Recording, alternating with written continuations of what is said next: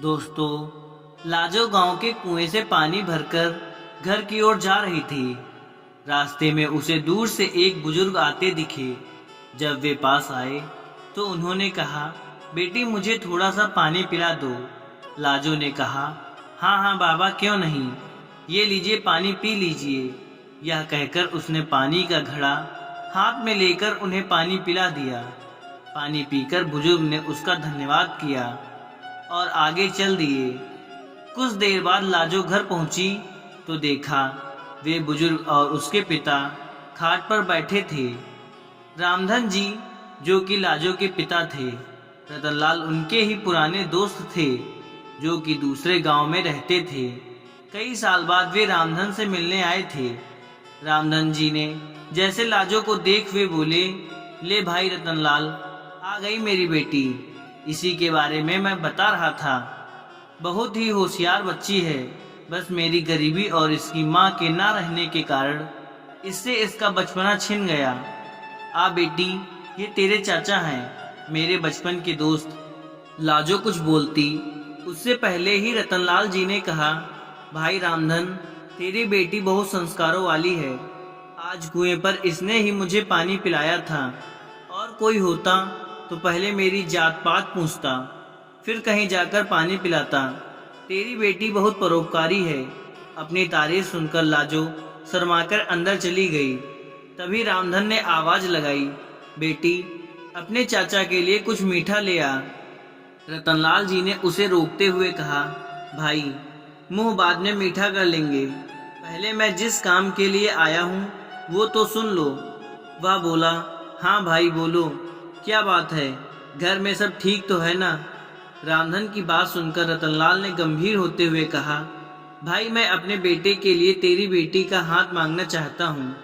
अब इस दोस्ती को रिश्तेदारी में बदल देते हैं। यह सुनकर रामधन बहुत खुश हुआ। उसने कहा, बात तो तेरी ठीक है, अगर तेरा बेटा है तो मैं तैयार हूँ, लेकिन भाई मेरी हैसियत तो तू जानता ही है। जहाँ तक मुझे पता है तेरा तो शहर में बहुत बड़ा कारोबार है, कहाँ मैं कहाँ तू। रतनलाल जी ने कहा, पैसों की तुम चिंता मत करो, मेरे बेटे के लिए कई बड़े घरों से रिश्ते आए, लेकिन मैं एक ऐसे बच्चे को अपने घर की बहू बनाना चाहता था जिसमें संस्कार हों। वो मैंने तेरी बेटी के अंदर देख लिए। तू बस हाँ कर दे, बाकी सब कुछ मेरे पर छोड़ दे। रतनलाल जी की बातें सुनकर रामधन ने तुरंत हाँ कर दिया। ऐसा घर बैठे रिश्ता आए तो कोई भी मना नहीं कर सकता। किवाड़ की ओर से लाजो यह सब सुन रही थी। रतनलाल जी ने आगे कहना शुरू किया, हाँ ये बात हुई ना खुशी की, अब जल्दी से मिठाई मंगा, अब मजा आएगा मुंह मीठा करने में। रामधन के आवाज लगाने पर लाजो शर्माते हुए मिठाई की प्लेट लेकर आ गई।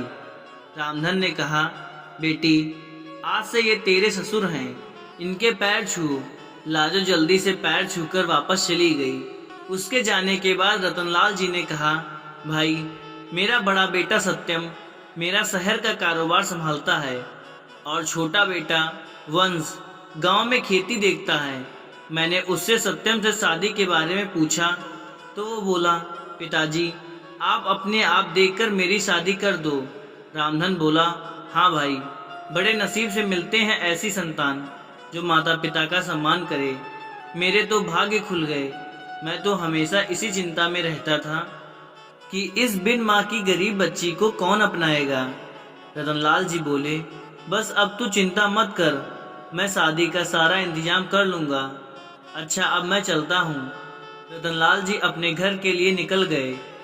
उनके जाने के बाद रामधन ने घर में जाकर लाजो से पूछा, बेटी तू खुश तो है ना इस रिश्ते से। लाजो बोली, पिताजी मेरे जाने के बाद आपका ध्यान कौन रखेगा, मुझे नहीं करनी शादी। रामधन बोला, बेटी ऐसा ना बोल, मैं अपना ध्यान रख लूँगा, बड़े नसीब से ऐसा रिश्ता मिला है। रतनलाल को मैं बचपन से जानता हूँ, उसके घर में तुझे कोई परेशानी नहीं होगी। कुछ दिन बाद पास के गांव से दो लोग आए और रामधन को शादी का शुभ मुहूर्त बताकर चले गए। उन्हें रतनलाल जी ने भेजा था। अब रामधन शादी की तैयारियों में जुट गया। इसी तरह कुछ दिन बीत गए। रामधन ने अपना खेत गिरवी रखकर बेटी की शादी की तैयारी पूरी कर ली। शादी से एक सप्ताह पहले एक दिन रामधन अपने समधी से मिलने उनके गांव पहुंच गया। रतनलाल जी ने उसे देखकर गले लगा लिया। उन्होंने अपने परिवार से मिलवाया। अपने होने वाले दामाद सत्यम से मिलकर रामधन बहुत खुश हुआ। रतनलाल जी ने कहा, भाई तू यहाँ आया है, जरूर कोई बात है, बता क्या बात है।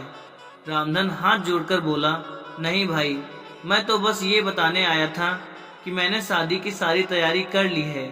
आप एक बार आकर देख लो, कुछ कमी लगे तो बता देना, जिससे आपके मेहमानों के सामने आपको शर्मिंदा ना होना पड़े।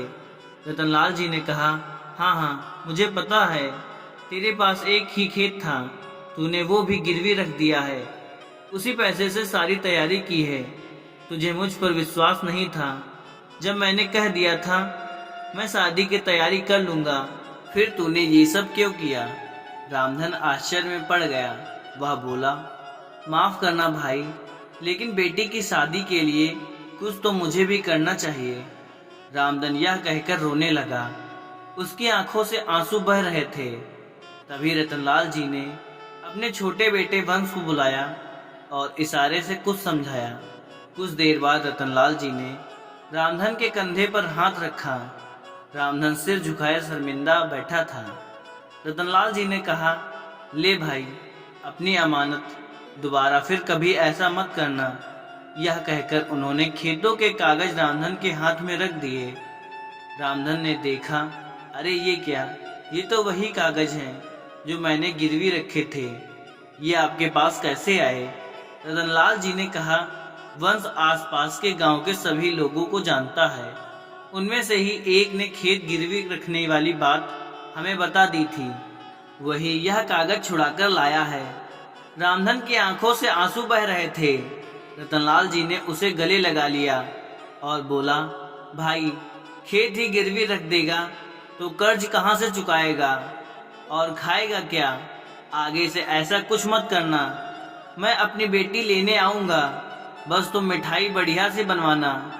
यह सुनकर सब लोग हंस पड़े। रतनलाल जी ने आवाज लगाई, वंश ने 50,000 रुपए लाकर अपने पिता के हाथ में रख दिए। रतनलाल जी ने कहा, ले भाई, शादी की तैयारी कर। और वंश इन्हें घर छोड़ा। और हाँ सुन भाई, कल हम 4-5 आदमियों को तेरे घर भेज देंगे, वो सारा काम संभाल लेंगे, बस तू चिंता मत करना। रामधन कुछ बोल नहीं पा रहा था। उसके मुंह से बस इतना ही निकला, मेरी बेटी के नसीब खुल गए। यह कहते ही वह कुर्सी पर बैठे बैठे लुढ़क गया। इतनी खुशी बर्दाश्त नहीं कर पाया, उसने अपने प्राण त्याग दिए। रतनलाल जी उसे संभालते, इससे पहले ही वह दुनिया छोड़ चुका था। रतनलाल जी अपने दोस्त से लिपटकर रोते रहे। वे अपने दोस्त की अंतिम यात्रा लेकर उसके गांव पहुंचे। लाजो को जब यह पता चला, वह रोते रोते बेहोश हो गई। रामधन का अंतिम संस्कार किया गया। रतनलाल जी ने अपने परिवार के साथ वहीं रुक गए। 13वीं के एक सप्ताह बाद उन्होंने सादा तरीके से सत्यम और लाजो की शादी एक मंदिर में करवा दी। लाजो के चमकते नसीब की खुशी में रामधन अपना जीवन जीना भूल गया। दोस्तों, अगर वीडियो अच्छी लगी हो तो एक लाइक शेयर जरूर करें और हमारे चैनल को सब्सक्राइब करना ना भूलें। धन्यवाद। हर हर महादेव।